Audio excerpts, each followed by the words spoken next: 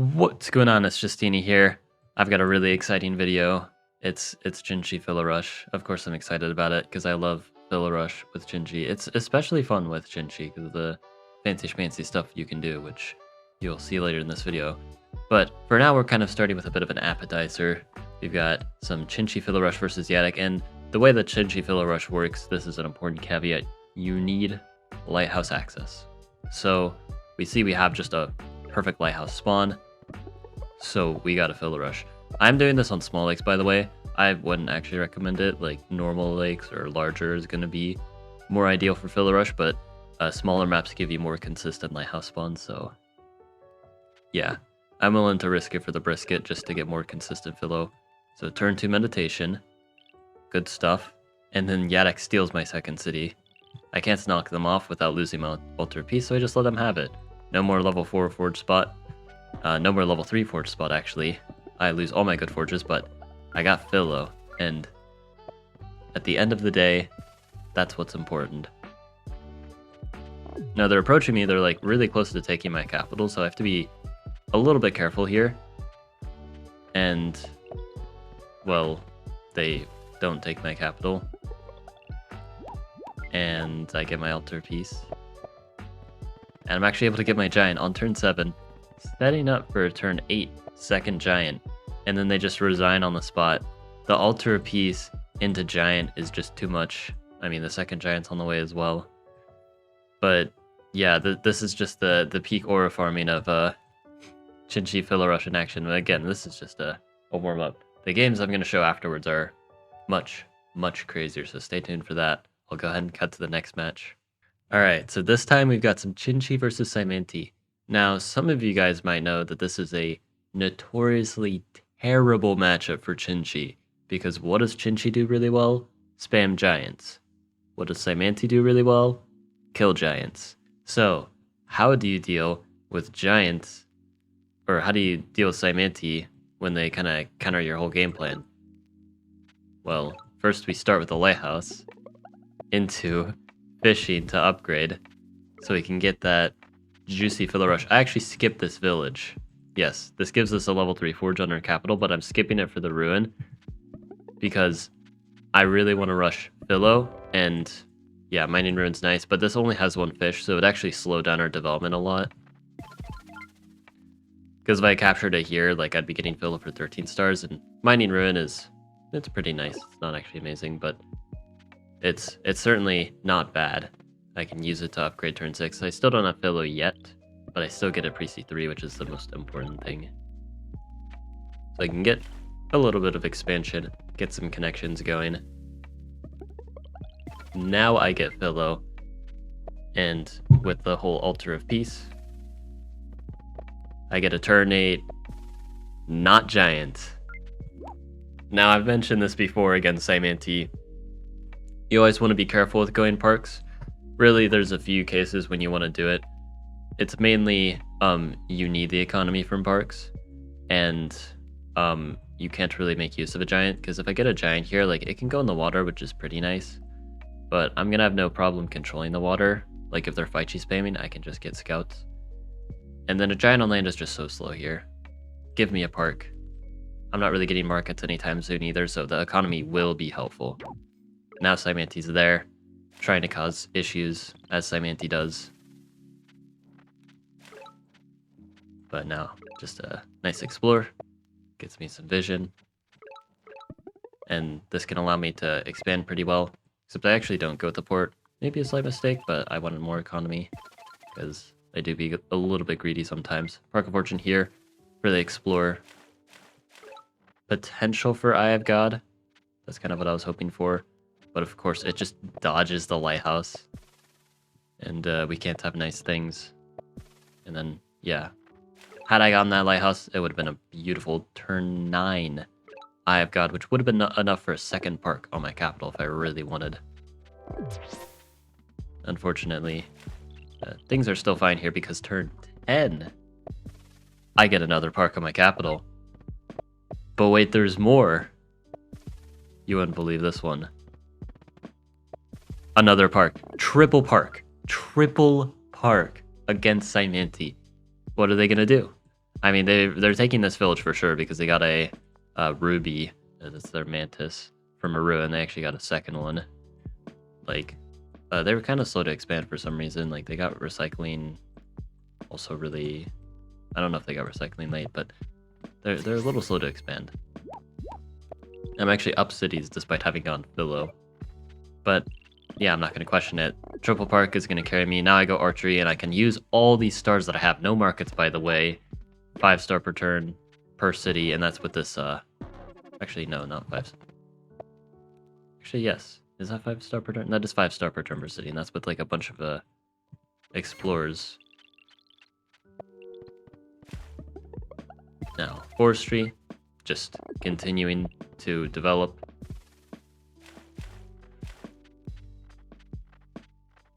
Yeah, the explorer, I kind of gambled. Didn't quite work out. And I've got this nice pressure here with the archers. Like, I went with archers instead of like riders because it's gonna chip down their rubies and warriors. Riders would be fine here as well, but I find the archers are very nice. Now I go riding roads. And I actually have a very nice tactic here with the bridge play. Roading this archer here, chopping a bunch, and then just taking them out. And yeah, they resign here because they lost their shaman. I lose some long-term potential for chopping the forest, but like I have 3 parks and philosophy, so I think I'll be fine. And yeah, Cymanti getting crushed with lay epic park spam. No giants needed. The city's eventually falling to just archers and swords. But this isn't even the craziest game. You thought Triple Park was insane? Stick around for the last one. Probably one of the craziest games I've ever played. So I'll go ahead and cut to that one. Alright, so this one, once again, has a lighthouse. If there's anything you guys should remember, if you are going to rush Philo with Xin-xi, lighthouse. You need a lighthouse. It won't work otherwise. You will look really stupid if you rush Philo without a lighthouse with Xin-xi. You will be way too slow. You will cry yourself to sleep. It won't be pretty. But anyway, other than that, I have some pretty nice forges. You know, I've got a nice level 4, nice level 3, nice potential other level 3, lots of animals. Really beautiful resources. I also decided to delay expansion because I'm getting meditation anyway, so it doesn't really change much. I'm not upgrading either of these cities. But then I can upgrade them, and the idea is I'm going to get Philo for 13 stars after I explore on this city. I would have 13 stars whether I meet them or not. And I get the meeting stars. So far, things seem things seem pretty normal. But things will not be normal this game. Things will be anything but normal. So they get the lighthouse. Okay, still normal stuff. We get the Philo. And forestry. I decided to go forestry because it's a lot faster here. Because the main drawback of doing this Philo rush, it's slow. So you need to mitigate that disadvantage as much as possible. So then you can play to the strength, that's really strong mid to late game thanks to your cheap techs. Forestry is amazing because you can chop a bunch. Oh, but the long-term potential population, that's not a problem. We're Xin-xi, we can get population. That's not a problem. Let's upgrade this city. We're gonna be on nice, solid 5 cities with beautiful density. Get mining, not smoother yet because again we have Philo, our techs are cheap. We're not in a hurry. We just need to develop. That's what we gotta do. We get to explore. And again, things are still normal so far. Nothing crazy happening yet. We get our altar of peace. And then we get this upgrade because this is setting up for our beautiful forge spots later down the line. And our first park, turn 8. Not bad. But there is more where that came from. Border growth here. We get this first just in case the opponent was planning the border growth. I want to steal that first. I've had so many games, especially against Cymanti, where they steal that border growth right before I do it. And I'm really sad because border growth, especially against Cymanti, are a huge deal. So I'm kind of taking a detour just to get that done this turn. And yeah, now getting the rest of my upgrades going. And you know, 1 park is pretty cool, but what's even cooler than 1 park? 2 parks. But what's even cooler than 2 parks? 3 parks. But what's even cooler than 3 parks? Well, I'm actually getting a super unit there. So we may never know what is cooler than 3 parks. They get their clathers going. I mean, that's cool. My parks make that much star per turn, so you gotta catch up. But speaking of economy, did somebody say 4 parks? 4 parks. And another super unit. This super unit nice and in the front. Also, again, this giant here nice and in the front compared to these parks in the back. I know I got a park in my capital as well, but that one was really early, so it feels somewhat justified at least. Again, you can't just throw an unsupported giant into Cymanti. Now we go turn 12 markets, and things pop off. Look at my economy. Look at it. Look at it. That's 54 star per turn on turn 12. Wow. Level 4 clathers, that's really high actually. They haven't like done anything except pure greed. Level 3, again, pure greed. And also you can see again, I've got these giants. I can't attack into their shaman though, so like, again, that's why I don't care too much about early giants here.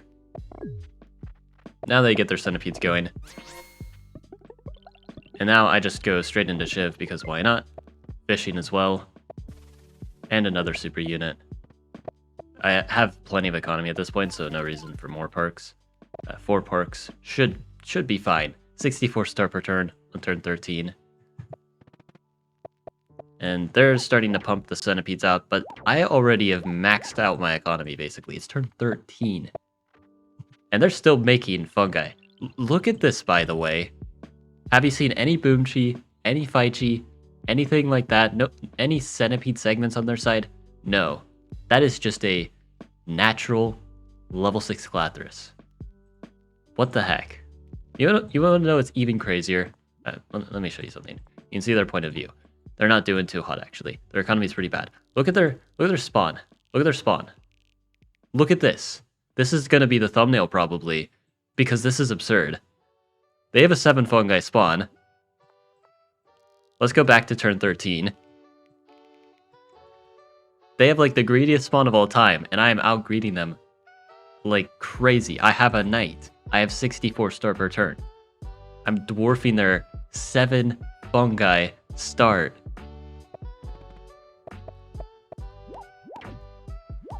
And they're trying to just hang on, stop themselves from getting run over. I don't know if Zack and the Warriors was actually any good. I guess they saw the knight. That was probably their justification. Now I get a funny Mindbender because I can. Explore here to try to get Eye of God and just extra vision in general. Gives me Eye of God. Very happy. And yeah, I've got archery. Archers are going to be very nice against Cymanti, especially that Keton. And let's get another giant. And push the Mindbender. This Mindbender is going to be so annoying. I know, a little bit of a spoiler. But, you know, if they don't have hexapods or enough Phychi, Mindbenders cause problems, especially against centipedes. Just like how their shaman's kind of problematic for my giant. But they're going for Ketons because they're kind of in full defense mode. They don't want to get chained. They get a Phychi back here, but it looks pretty safe. But looks can be deceiving. I mean, I can only hit it twice, but I just need 1 more population. So you know what? Because I have all the stars in the world and philosophy, spiritualism. That's how I'm getting the last population there. I don't care if it's inefficient. I don't care if it's expensive. I want that night chain. We're going to get that night chain. Take out their shaman. Advance this giant. Have this Mindbender ready to pounce on the city next turn. Again, they've got crazy fungi. But they're just getting rolled. I'm taking them off of this city too, why not? I got a math ruin, I guess. That's neat. The city's just getting sieged. They're just getting completely demolished. Mindbender's defending everything. I've got 69 star per turn, that's pretty nice. And it's just... I have almost the whole tech tree, by the way. Like, give me 2 more turns. I'm getting Tower of Wisdom. 4 parks. Crazy Philo. Insane economy by turn 12. Against 7 fungi Cymanti. It's not even just 7 fungi Cymanti. Like the capital's loaded. But like, let me turn off fog. Do you see this? Do you see this? Like, there's a natural 6 spot. There's a natural 5. This doesn't have great spots. There's like a 2 here, and you can border growth for a 4. You can still border growth for a 4. This isn't even that bad. Oh, and then there's a natural 3 here. Like what the heck? And I made this look terrible. I made it look like Cymanti spawn loss. I mean, I'm just saying, maybe this Xin-xi Philo isn't so bad. The power of just greeting like crazy. Look at this economy. Like, what are they supposed to do? Like, I don't even know what to say. Just subscribe to the channel, I guess. Yeah, hope you guys enjoyed. Like and sub, and have a good one.